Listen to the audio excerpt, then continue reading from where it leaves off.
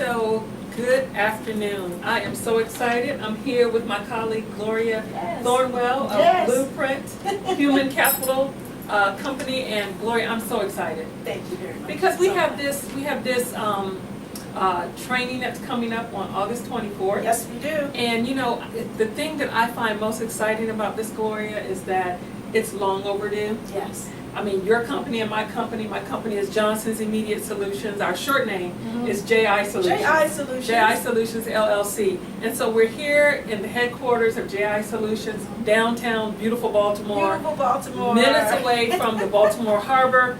And the training that we were talking about, let's just give them a little overview. What are we doing on August 24th? So August 24th is going to be a phenomenal training. Yes. We're going to talk about how to effectively respond to RFPs, which are requests for proposals, RFIs, requests for information, and RFQs, requests for quotes.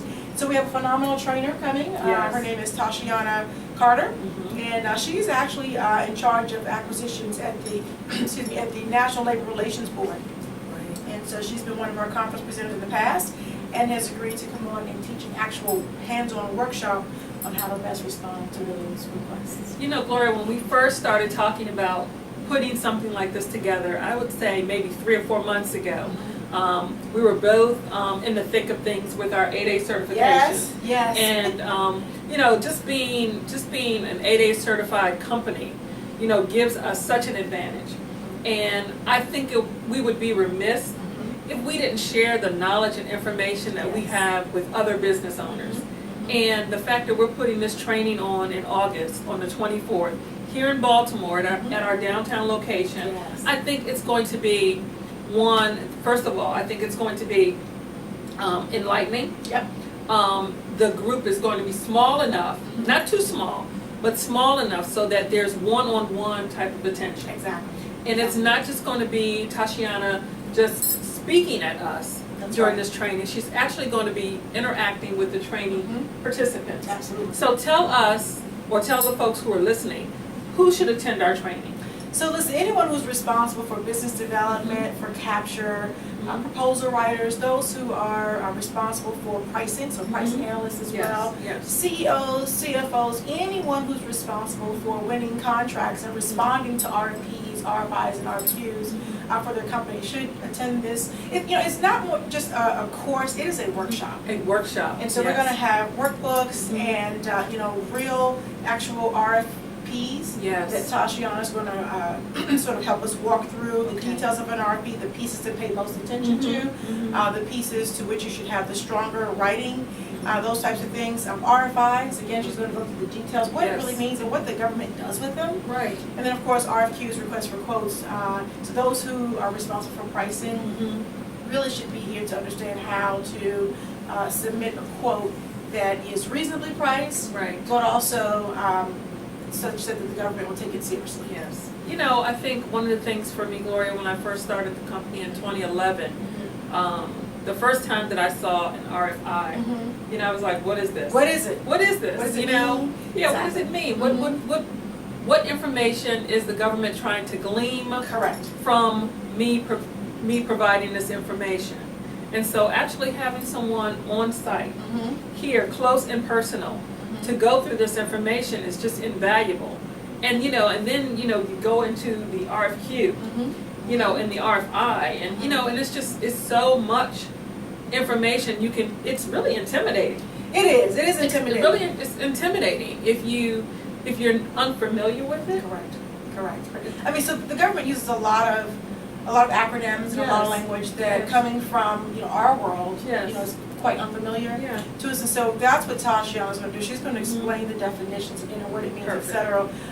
It is intimidating. She's going to teach us how to tackle it head on, without being fearful of submitting it. Sometimes you'll submit it, you're like, wow, is this good enough? Am I submitting the right responses? Do I understand the government language? The government has their own language, their own vocabulary, and coming from the outside trying to get in as a contractor, as a vendor, it is a bit intimidating. It is.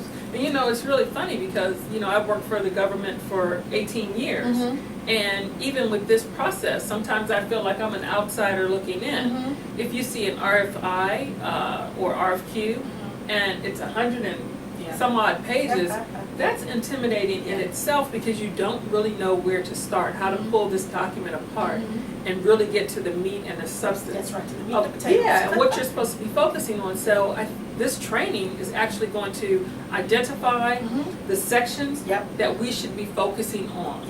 Yeah, she's right? gonna, for sure. She's gonna really break it down into the meat and the potatoes. Yes.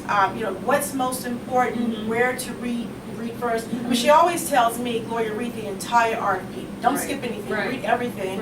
But then you have to know, the truth is, how to read it, right? And how to interpret.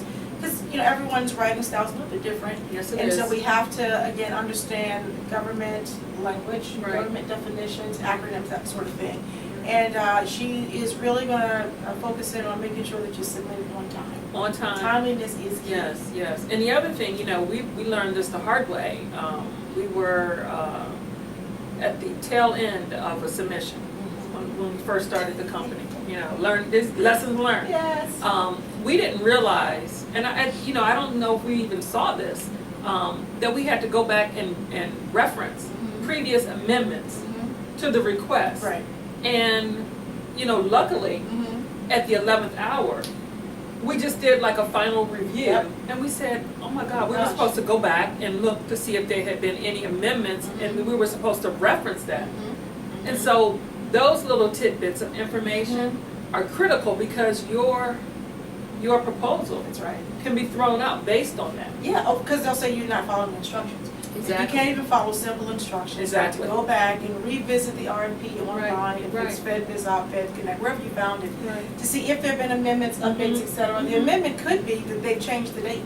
Exactly, but you have to acknowledge it. You have to acknowledge it. So exactly. So there's a lot of pieces to it. It's a real big deal. It is really a big deal. So I think that this workshop certainly will help to get folks on the right track who are new in this space, and who are looking to win, even if it's just a small contract. That's a start. I'm very excited about it. Yeah, and not folks who are just new, people who are seasoned. Oh, for sure. People who are seasoned, because I know people who've been in business, 5, 6, 7 years, and they outsource this. They outsource this to a proposal writer, and they are not familiar enough with it to understand the process themselves. And I think anyone doing business, you don't have to be an expert. Correct. But you need to have a working knowledge of this stuff. You do. And I think, and this is just, I guess, a Gloriaism. Okay. And that is that the writer can never be the editor. Yes. It's really important to have someone on your team who can edit the document, can look at it, and really make it make sense. So for us, I have a technical writer, or we use it more as an editor. Gotcha. So we'll write the document because I know, what Blueprint has done and that sort of thing, and our past performance, etc. But I need someone to go back and to make it gel, and to make it make sense, and to be sure we're answering the questions the right way, and to be sure that everything is complete and that it reads smoothly. And what he does is he puts himself in the reader's shoes. Okay. Right. So I'm the writer. He puts himself in the reader's shoes. Okay. This doesn't make sense. All right. That doesn't make sense, and so he changes it around. So it's always a good idea, if at all possible, to have an editor. I think that's a great idea, and having someone who's not intimately involved Correct. makes a difference too, because it's not like they've written a certain portion of it, Correct. and they're married to the wording. Correct. Because sometimes when you're editing things, people get a little Take your feelings out of it. Yeah, people get a little touchy. Yeah, you have to take your feelings out of the process. Cut out certain parts, because we just finished an RFP probably over a month ago. Yeah. And it took us a while to put that document together, and we did go through the editing process, because we do it in phases. Yeah. We have our review. We call that what colors. Yeah, the red team, The red the white team, the team, yellow, the blue, the gold, whatever. Yeah. And that's always a good idea too, because it keeps everybody on board. Yeah, and on And this will be discussed also in the workshop that we're having here on the 24th. So it's just a lot of great information. But Gloria, this is only the start of the training series and conferences that we're going to be doing, because as business owners, we want to share information. It's important to share information with other business owners. It is. It's important that us, in the small business community, we stick together. Yes. I mean, and we're not leaving out those, who work for the larger primes and the larger organizations, because they could certainly use this workshop as well. Right. But those of us in the small business community, it's really important that we stick together, that we learn together, we learn from each other. You know, and so this is really just the beginning. So Yeah. Blueprint LLC, Human Capital Solutions, we do a lot of training and development, and so this is just the start of this type of training and development. So our conferences are a part of the training and development division. So we had our second conference this year, Yes, you and did. we It was thank great. JI Solutions Thank for you. being Thank you a very really a well-informed participant Thank you. and bringing a whole team Yes, we brought the to whole learn team. to learn a lot of good Yes. stuff. And so beyond the conference, we thought it'd be a great idea to offer courses on some of the Yes. conference topics. And this one is so very important, and I think it's one of the first ones that we should It is. offer to the public. And then the second one will be also Blueprint and JI Solutions, Yes, will be yes. the price proposals. Yes, Pricing. because it all goes hand in hand. It does. It all It goes does. hand, and you know what, it's so funny that, funny haha and funny interesting. Because pricing scares people. Oh, yeah. It scares people. We never know what dollar amount to put on our Correct. expertise. Right. The government already has an idea of what they want to pay. Of course, they have a budget. Yeah, Sure. but we have an idea, we have to have an idea of what our services are worth. And also, we have to make sure that we're compensating, our team members appropriately. Correct. So all that goes into place. So the proposal, Mhm. training, conference that we're gonna be doing, we don't have a time frame for that yet, For the right? conference? Yeah. So next year's conference is going to be on April the 18th, after Okay, Tax Day. okay. And Nice. It's going to be in Washington DC this year, next year. Oh, nice. Yeah, That's so it's better. going to be Okay, at the great. City Club in Washington Oh. DC on April the 18th. That's a nice location. Yeah, That's a I'm nice excited location. about that. But speaking of pricing and paying your folks appropriately, so Blueprint, as you know, we just launched our Blue Cloud Yes. HRMS, and in the HRMS it has a salary calculator. And that salary calculator can help you determine your costs, your labor costs for all of your the people that you're going to propose for these That's in important. response to these RFPs. That's important because, as you're building your proposal, you want to make sure that you, first of all, are not losing money. Correct.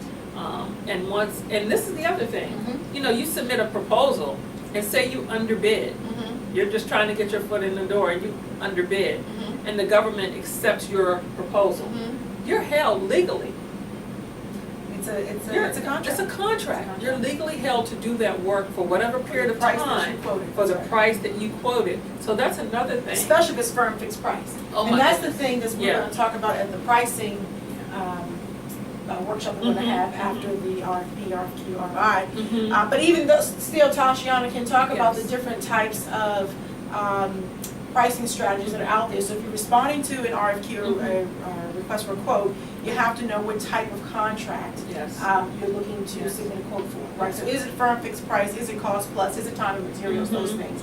And firm fixed price means firm fixed price. Yes, it does. Yes, it does. And so I think, we are going to make sure, I know that we're going to make sure that everyone who attends this conference gets the most out of it that they can. So we're asking people to come, bring your RFQ, Yeah. bring your RFP. If Bring you an want, RFI. bring your RFI, bring Yeah. your information with you.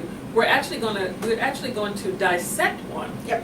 during the conference, but if you have a question and you would like a professional opinion, Tashiana is the person that we are saying knows this stuff like the back of her hand. She knows it. So, She knows it well. So we're very fortunate to be able to have this and to be able to provide it Yep. to other business owners. Yep, absolutely, we are, and she's a perfectionist. She is, so she's read, proposals, and she's been on, decision teams and that sort of thing, so she knows what a good one looks like and what a not so good one looks like. So Right. what she's gonna do is actually walk around to each person. Okay. So we're actually gonna practice, Mhm. and then she's gonna work on, she's gonna help critique what we've written, and then she's gonna challenge us on Nice. certain things as well. So this is a real hands-on workshop, so we hope that you're registered to join us on August 24th. We'll start here in Baltimore at 9 a.m. and go from 9 a.m. to 1 p.m. So it's about a 4-hour workshop, hands-on, and we hope you're registered at www.blueprint-llc.com. And blue is without the E. So it's Okay. www.blu-llc.com. And so, Gloria, I know that we wanted to open this up to, as many people as possible, but we wanted to keep the group more intimate. Yeah. So that the participants could really get first of all, their money's worth, and they could really have an opportunity to ask those questions and feel like they're involved. Yes. Because a lot of times when you go to these big conferences, you sit in the back of a room somewhere, and you don't really get to engage. You just gather paperwork, take a couple of notes, you go back to your office, and you look at it maybe 3 or 4 days later, and you still don't have a clue of what you just spent a full day doing. Correct. That's right. And so we promise you here at Blueprint that it's not going to be your experience. The experience is going to be something that's going to be hands-on, practical things you can take back and use the same day. We certainly promise that. And for the price, I think that you'll get well worth and beyond your spending. Absolutely, for sure. Absolutely. And so how many people are we targeting? I think we're talking about 15 people. Again, we want to keep it small enough so that Tashiana can actually give hands-on attention to each learning participant. Okay. Versus making it, sort of a conference style. This is more like classroom style. So it really is a learning. It's like a teacher and her students. Gotcha. And so it's really going to be hands-on, and which she enjoys that. Okay. Because she really likes to help. I mean, she really is interested in helping small businesses learn how to do this and to do this the right way. And I think, adult learners are different. Well, you are instructors, so you understand that. I mean, we like to be able to show. We need practice. Yeah, we need practice. Yeah, we do. And we like to have someone tell us if it's right, just like children. Yes. If it's right, wrong, or indifferent. Right. But practice makes it perfect. Absolutely. And then also the fact that we're going to be in one small group together, we can share stories and experiences, etc., ask questions, and really learn from each other. Right. And so this isn't going to be an environment where people have to feel intimidated or embarrassed because they don't, if you've been in business 3 years, 4 years, and you feel like, okay, I don't want to ask a very basic question, this is an opportunity for you to ask those questions. Correct. Because you're going to be with other business owners, other like-minded people, who they're here for a purpose too. So we're all here for the same purpose, and that is to learn. We're in the 4th quarter of the fiscal year, and this is a time where the government is making decisions regarding contracting. So this particular training is more than timely. Oh, it is more than timely, Gloria. So, and then even after the period ends for government contracting, we're getting ready to go into the 1st quarter. That's right. And so you got to hit the ground running, and this is going to give you the information and the knowledge that you need to hit the ground running. Yes. And so we're excited. We're going to have this training August 24th. The address for the training is 201 North Charles Street. That's in, not the word north, just in Charles Street in Baltimore, Maryland. We're going to be in conference room 300. It's on the 3rd floor of our headquarters building. So we're so excited and we're looking forward. And Gloria, if people want to reach you, what's a good contact number or email or something? Sure. So my email address is gthornwell@blueprint-llc.com. That's gthornwell@blueprint-llc.com. My number is 855-895-5105, and I'm at extension 1. Okay, wonderful. So one last thing I want to kind of refer back to what you just mentioned in terms of fiscal year 2018, the 1st quarter. So this is about now because the government is spending their final budgets for this fiscal year. But this is also, as you mentioned, preparing you for the new fiscal year. Yes. And if you are a company that's an 8A, hub zone, woman-owned, service-disabled vet, that's right. Native American. That's right. These are the dollars that are sitting on the table for you to take advantage of. So you need to be here for this training. Absolutely. This is not going to be like, cookie cutter that you can go online and find information. You're not going to get, the opportunity to interact with someone like Tashiana, and you're not going to get the opportunity to interact with someone like Gloria Thornwell of Blueprint or myself, Sylvia Johnson of JI Solutions. So we are opening up our doors to other business owners. Invite you to join us. So please join us. Again, the registration is www.blueprint-llc.com, www.blueprint-llc.com. And for questions, you can reach me at gthornwell@blueprint-llc.com or 855-895-5105, extension 1. So thank you very much, and Gloria, thanks again for coming all the way to Baltimore. Thank you. Talk to you later. Okay, thanks.